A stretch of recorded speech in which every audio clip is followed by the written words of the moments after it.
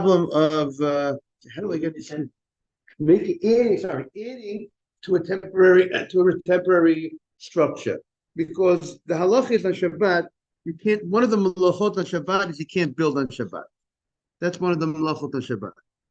Now, not only you can't build on Shabbat, you can't make a temporary tent on Shabbat. You can't make a temporary structure on Shabbat. If I'm going to put up,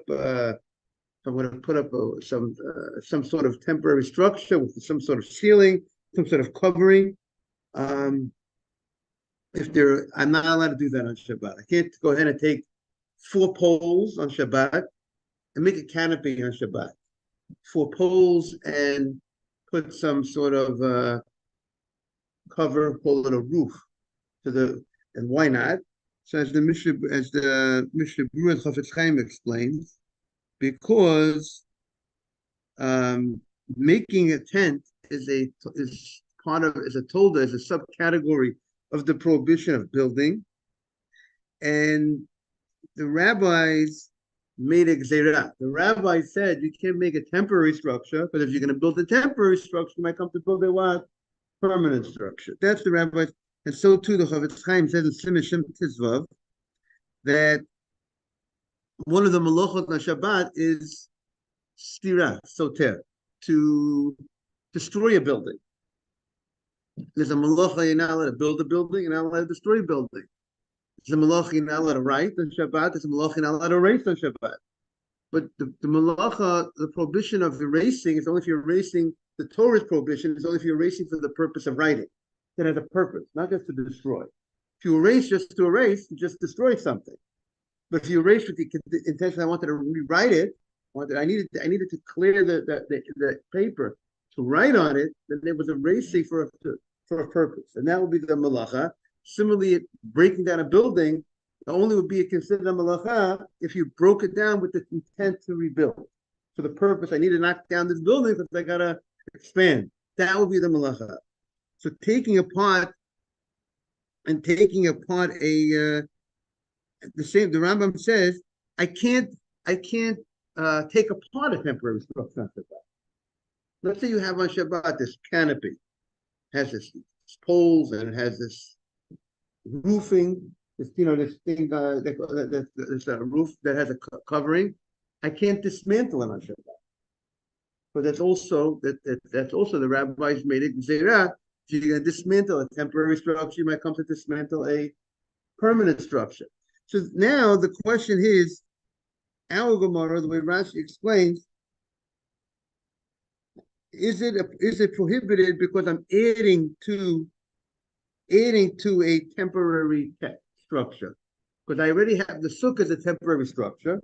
It's not a permanent structure, as we know. And now the sukkah, and I'm going to go in and throwing a sheet on top of the roof of the sukkah. So then, is that a problem or not? That is the question of the Gemara. So that's what the person asked the rabbi.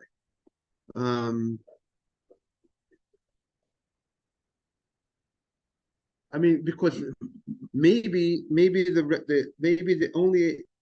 prohibition is only if I actually make a temporary tent, but maybe just adding, maybe it's not considered a significant act that the rabbi should prohibit. And yesterday we brought up the question of why wouldn't the problem of the sheet on top of the sukkah be a problem because you're using invalid, it's not kosher stock. Why shouldn't that be a problem by putting the sheet on top of the sukkah? Why shouldn't? And why is the only question about Shabbat? Maybe it's a violation of Shabbat. Maybe it's going to ruin the sukkah because putting this sheet, it's not kosher, covering on top of schach, shouldn't that invalidate? So we said Tosfos' opinion was, since the sheet is not needed, the sukkah has a kosher sukkah without the sheet.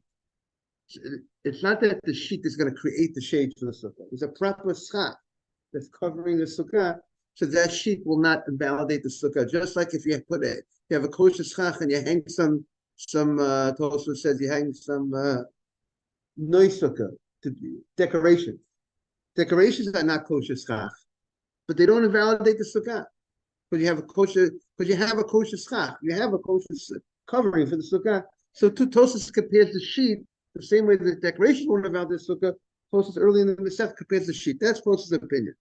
I'm not saying that that's the halacha, but that's how Tosfos explains, and he proves it from this Gemara that we see. This Gemara says that the only issue Rashi says is only we're worried about the Shabbat question. Is it kosher for Shabbat? Is it an act that's permitted on Shabbat? But they're not worried about the fact that shouldn't it validate the sukkah. So we're not worried about that because we don't need this sheet to create the shade for the sukkah. So the Gemara says. Now, so what was the response? The response was, good morning. The response was the rabbi did not want to answer the question. So he asked the rabbi the question, and the rabbi went off on a tangent. He answered, he said something which has nothing to do with the question. And the Gemara is going to, intentionally, the rabbi did not want to answer the question. Good morning, Mark. As you know, yesterday we left off. Good morning. Morning. We left off yesterday when Eli, the host, asked the guest rabbi, Rabbi Eliezer, can he spread the sheet on top of the sukkah on Shabbat? Is it a problem of adding to a temporary structure? Would we say that this would be a problem or not? We said before that the halacha is you cannot create a temporary structure, something with a roof, with a ceiling on Shabbat. You can't put up a canopy on Shabbat. You can't put poles and a sheet on top of something to create a temporary structure, because the rabbis were concerned if you build a temporary structure, you might come to build a permanent structure. So it's a rabbinic fence. Here the question is, would this be prohibited to add to would this be, the way Rashi seems to indicate is, would this be forbidden because you're adding onto a temporary tent on Shabbat or not? That there seems to be the given that this rabbi, Rabbi Eliezer, would hold, if you add this rabbi holds, adding to a temporary tent in general would be prohibited. But the question is this sheet adding, it would also be included in that prohibition of adding to a temporary tent, or this sheet will not have the status of adding, would not be considered a level that the rabbis would forbade by adding to a temporary tent. I mean, in halakha, right, because we're going to see in the Gemara that it's a temporary tent, but also the sheet is something that's uniquely different than maybe other things that might put onto a temporary temporary tent. And I mean, the Shulchan Aruch does, you know, the halacha Shulchan Aruch says you would be able to add to something that's a temporary, if you have something that's spread out a certain amount, let's say if it's spread out, let's say 3.5 to 4 inches, you could extend the spreading out, because since it's already spread out, so if it's already a temporary tent, then you can go ahead and even spread it out even more.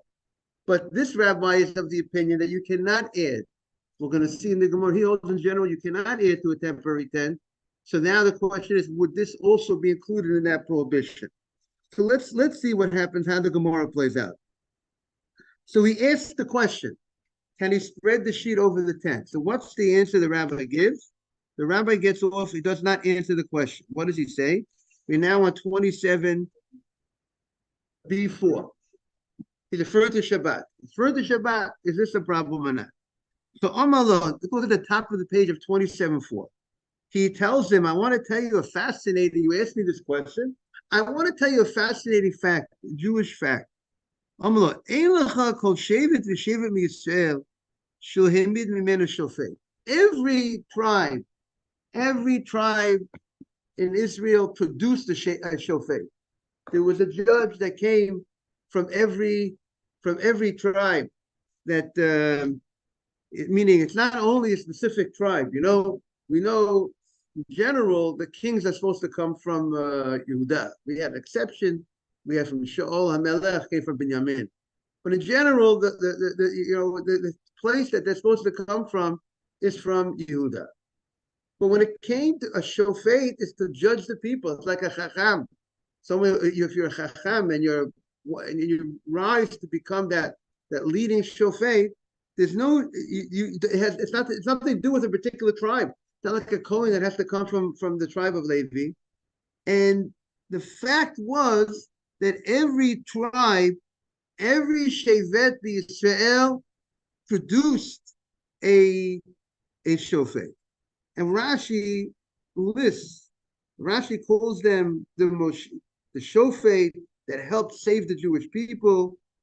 Those from the time that Yeshua, passed away until Shmuel, all those people, and he says Yeshua was the first shofet. Yeshua came from Ephraim, Ehud came from Benjamin, Gidon came from Manasseh. Rashi goes through as many as he's able to figure out which tribe they came from.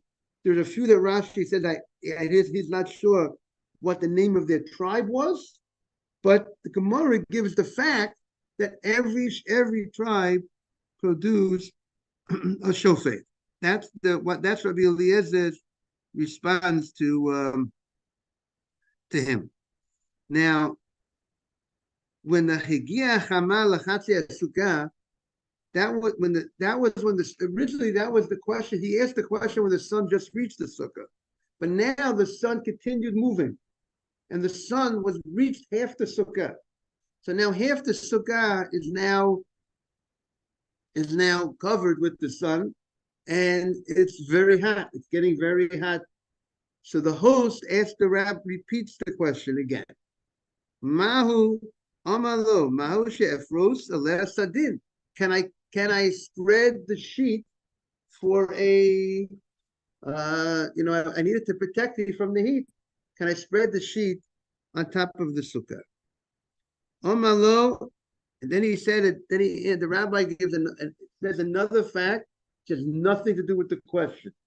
Amalo, ein lecha kol shevet mishevet shelo yotze mimenu neviim. Every shevet, there was neviim. There were prophets that came from every shevet. And shevet Yehuda ben Yamin hemidu malachim al pi neviim. The shevet Yehuda and Benjamin, which some learned the Gemara where it's not clear that Nevi'im might have come from them, but nevertheless, kings came from the tribe of Yehuda Benjamin, as we all know. Like we know, David was from Yehuda, Shaul was from Benjamin, but they became anointed through Nevi'im. Hemidu malachim al pi nevi'im. The tribe of Yehuda and the tribe of Benjamin, who made them king, who anointed them through Nevi'im. They were anointed through Nevi'im, through Shmuel. Shmuel was the one that anointed them. Now, Higia Chama. So that's a nice fact. You want to tell me that all the tribes produce prophets? So that's a nice idea, but it doesn't answer the question whether I could spread the sheet on top of the tent. Higia Chama lemargalotov shel Rabbi Eliezer. When the sun came and it reached the feet of Rabbi Eliezer, and it was very disturbing, very hot. Nata Yochanan uparis aleh. Yochanan did not wait to hear the rabbi's answer, and he goes ahead and he spreads the sheet on top of the sukkah, without the rabbi telling him whether he could, whether he can't. So the commentaries asked the question: what happened that at this point he felt that he should spread the sheet, and until now he felt, it was probably that he didn't spread the sheet. Could be that he held that the prohibition of, I'm just suggesting an idea, the prohibition of spreading a sheet, if it would be prohibited, would be a rabbinic prohibition because of adding to it. Now, remember, there's the making a temporary tent is a rabbinic prohibition. So if this is adding to a temporary tent, is a less of a, would be, even if we would say it's forbidden, adding to a temporary tent, it's one level down than actually making a temporary tent, right? You're getting what we're trying to protect is don't make a permanent structure. That's the biblical prohibition. So the step before home plate is third base. Before you get to third, you got to go to second base. So to get home, to make the permanent, we're worried about getting home that permanent structure. So the level beforehand, everybody, let's say, agrees you can't make a temporary structure. Now here, I'm not even creating a temporary structure. I'm creating an addition to a temporary structure, which is already in existence. I'm not creating that. So if this type of level of protection of a fence to protect we want to protect, you shouldn't make a permanent structure. If in such a case with the mokum tsar, when a person is greatly distressed, it's like sometimes we say mokum choli, when a person's sick, the rabbis didn't make certain zero. The rabbis didn't make certain fences when a person is under, depending on the situation, when the person they're sick. So too over here, if the level of heat is so strong, and like the man who saw that the rabbi doesn't want to answer the question, maybe he understands that the rabbi is an extra. Maybe he's thinking the rabbi is just very concerned and maybe the rabbi is extra strict, and therefore, but he himself, I don't want to be extra strict on the rabbi. And at this point, when he felt that he has the right to go ahead and cover the sukkah. At this point, when the rabbi was, at this point, when it already reached his feet. Until the sun reached his feet, maybe he felt that perhaps the rabbinic fence would apply, perhaps. But once at this level of distress, he felt, let's say, that the rabbinic fence would not apply. Okay, that's what he did. Now, what was Rabbi Eliezer's response? So the rabbi is in the sukkah, and the host now went ahead and threw the sheet over the sukkah. So the rabbi was concerned that people might come to think that this was done with his approval, and that this is the halacha that you're allowed to go ahead and spread some sheet on top of the sukkah. So the rabbi went and he left the sukkah. He left the sukkah because he didn't want to that it should make it appear that it's something that was done that he condoned. He supported this activity. When you don't say something, we're living in now modern times. People don't say something when things are happening.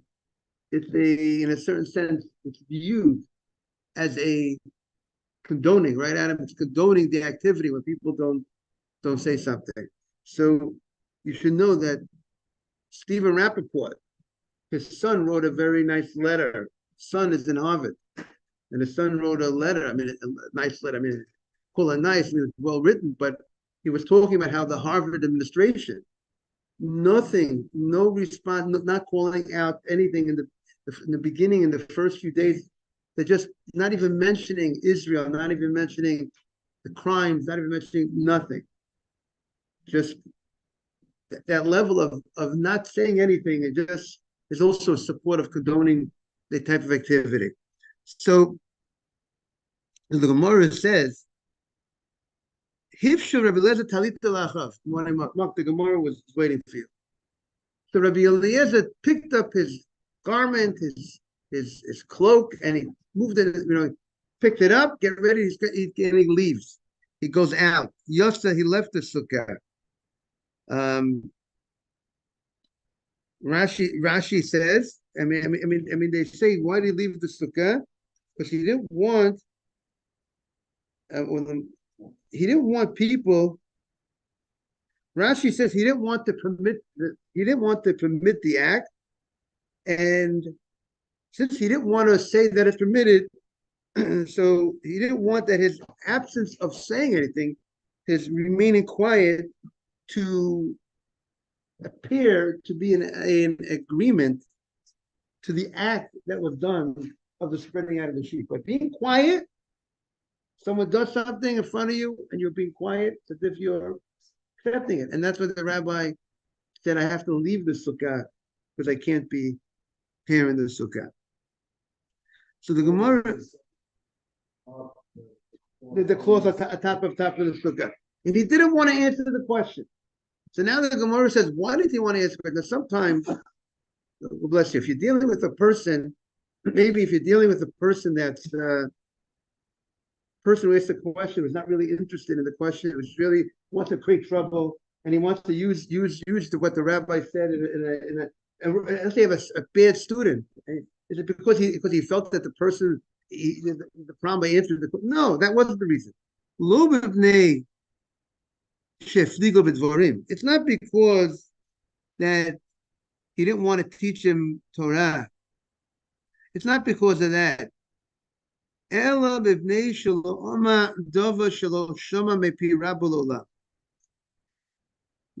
Eliezer had a way he conducted himself. He never said a halachic ruling that he did not. As long as his rabbi has, some of the commentators explain, as long as his rabbi was alive, he did not want to say his own teachings. He only said halacha what he heard from his rabbi. If you would ask him a question, if his rabbi spoke about it, I'll tell you what my rabbi said. Maybe he felt it's an honor or respect for his rabbi. I'm not going to give you my own halacha. Well, my rabbi said, ask my rabbi. When the rabbi passed away, then he said his own thing. He knew the answer to the question, unless he could have told an answer right away. Either he could have said yes, no, or he could say it's a question. Could have told him, but he didn't want to. He didn't want to take a position, something that he did not hear from his rabbi. Also, it could also show his his piety, that his humility, that he lowers himself, so to speak. So the Gemara says, how could it be that he went? Well, now, if you remember this, Rabbi Eliezer lived in Lud. And that's where everybody knows. Rabbi Eliezer, it says, you want to go to Rabbi Eliezer? It says, Ach Rabbi Eliezer Lud. He lived in Lud. And here he's in the Upper Galilee. This is Lud in Eretz Yisrael. So here we in the Upper Galilee, which is a nice distance from Lud. It's not something you could go in the same day. And he said, you have to go ahead. You have to have one sukkah for the holiday. He says you can't have two different sukkot. You can't say one sukkah this part of the holiday and that sukkah the other part of the holiday. And the Gemara's understanding that, and he went in the middle of the holiday to be by Rabbi Yochanan in the Galil. He went. So how could you go ahead in the middle of the holiday? At the beginning of the holiday, he was home in Lud. Then he went, he went to this person Eloi's sukkah. But you have to stay in your same sukkah. We said there's a rap, this is the opinion, we don't hold that way. We hold you could go to someone else's sukkah. This rabbi held, even if you have your own sukkah, two sukkot to two different places, you own both sukkot, you still can't stay. You have to go one sukkah for 7 days. So how can he go to the other sukkah of Eloy? It's not the rabbi's sukkah. He's staying. Because he based it on a pasuk that the pasuk says the sukkah Chag HaSukkos, you should make a Chag HaSukkos for 7 days. That the sukkah is a 7-day. It's a 7-day thing. Has to be that sukkah. So the Gemara says, "V'Amar Rabbi Eliezer ein yotzim sukkah l'sukkah." You're not allowed to go from one sukkah to another sukkah. So the Gemara answers, "Regel achahave." You're right. It wasn't the holiday of Sukkot. It was, let's say, it was Shavuot. It wasn't a Sukkah holiday. Shavuot, people go out to a hut. People go out to such a place that people like to hang out in a tent. So therefore, you're right. If it would have been the holiday of Sukkot, he would not have left his hometown during the holiday of Sukkot. Now, with this answer of the Gemara, they could address Mark's original question yesterday, because Rashi only said the Gemara's question was a Shabbat question. Why didn't Rashi say maybe it's a halach of Sukkah question? Am I allowed to spread a sheet on top of the Sukkah? Because maybe is it going to invalidate the Sukkah, not invalidate the Sukkah? So maybe Rashi didn't explain that way, because Rashi knew that because the Gemara at the end is going to say it was never a question regarding Sukkah, because it wasn't the holiday of Sukkot. So therefore, maybe Rashi didn't even explain it that way. That is one way to explain it. Now, the Gemara says. So the Gemara asks a different question. Okay, you're telling me it's not the holiday of Sukkot. It's a holiday. It's another holiday. Let's say Shavuot. But the rabbi said, Rabbi Eliezer said, that you're supposed to be at home with your family. You're not supposed to go away for the holiday. You're supposed to be home it's a mitzvah to make your wife happy. You're supposed to be home. And you have to be able to be home at night. We said you want to take a day trip. The husband wants to take a day trip and go out and come back the same day, fine. You want to go greet your rabbi, it's a mitzvah to greet your rabbi on the holiday, go greet your rabbi, but as long as you have to be able to come back at night. So how is it that he left? And how did he come to this place in the Galil? We're now on 27b4 on the right side. He said, I praise the lazy people, the people that are lazy. Morning, Steve. The people that are lazy, that they in general laziness is a bad thing, but here is laziness is good. People who are lazy to leave their house on the holiday, that's a good thing, because you should be home with your wife. So even if you're not staying home for the right reasons, you're staying home because you're lazy. But at the end of the day, you're winning because you're still in the midst of making your wife happy. They don't leave the house on the holiday. So how did he leave his house? How wasn't he home with his wife? So the Gemara says it wasn't. We thought it was the holiday. It wasn't the holiday. It was on Shabbat. It was called the holiday of Shabbat, but it's not the holiday. It's not the regel. So the mitzvah to be home with your wife is a special mitzvah of simcha. That level of simcha is specifically for the holiday of the regel, and not a Shabbat. Even though there's a mitzvah to enjoy Shabbat, but the mitzvah of this level of simcha that's asked, there's a special mitzvah called v'samachta b'chagecha. The Torah doesn't say v'samachta b'Shabbat. The Torah says you make the Shabbat holy. We also find that it's possible you have to enjoy the Shabbat, but the level of simcha that you have to enjoy and make your wife happy, that mitzvah is not specifically given for Shabbat. Of course, it's a beautiful thing, and people should, it's recommended. There's something called a recommendation, something called an obligation. So the obligation of the Torah is regarding the holiday on the holiday. There's a special obligation of making your wife happy, and therefore be home. But the Torah did not give that level of obligation on Shabbat that you got to be home every Shabbat. I mean, it's good for your marriage that you're home every Shabbat. Not a good idea when people are away. I don't recommend it. But there's an allowance. Some things that are allowed, that doesn't mean you have to take advantage of the allowance. So that was why he was able not to be home for that Shabbat. So the Gemara says, okay, now, but he doesn't want to say anything that he didn't hear from his rabbi. But we see he went on record, the Gemara says, why didn't he answer the question from his own ruling? He himself went on record, and he spoke about a similar case Now, why didn't he give an answer if he already said something on the matter? So therefore, it's not something he didn't hear about. If you spoke about the matter, something that's similar to the matter, and the Gemara is comparing this case to the different case, so he should have responded. Why? Because we see he went on record that none. Pekaka halon. Let's say the shutter for a window. You have a hole in the wall, right? And you have, let's say, you want to air, to see, whatever reason, and you go ahead and you want to put things, and then you have a board that closes up that window. So on Shabbat, can I go ahead and put that shutter into the window, to fill up that window on Shabbat?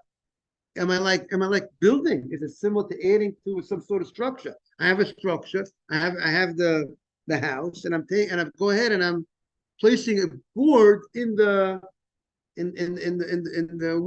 window. Is that a problem of on Shabbat, of building, or similar to building? Even though the board is not permanent, I'm going to put it in. I'm going to take it out, right? Oh, is it like opening a window? It's like opening up a door. Exactly. So no one has a problem.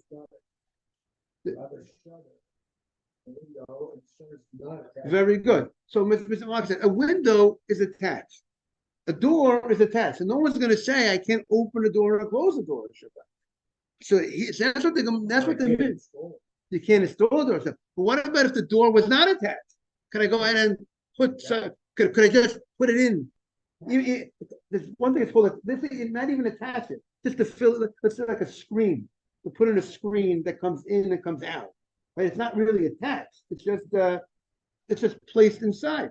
Can I do that? Can I not do that? So here, now, first of all, a screen you put in, you leave it there. So that also would be more of a problem than this type of thing. Because this type of thing is definitely you put it in, and it's made to put in and put out. A screen is not made to put in and put out. A screen is made to what? To leave there. That definitely be much more of a problem. But this is something that you place in, you leave good morning for a certain amount of time, and then you take it out. The shutter. Maybe depend how the weather outside.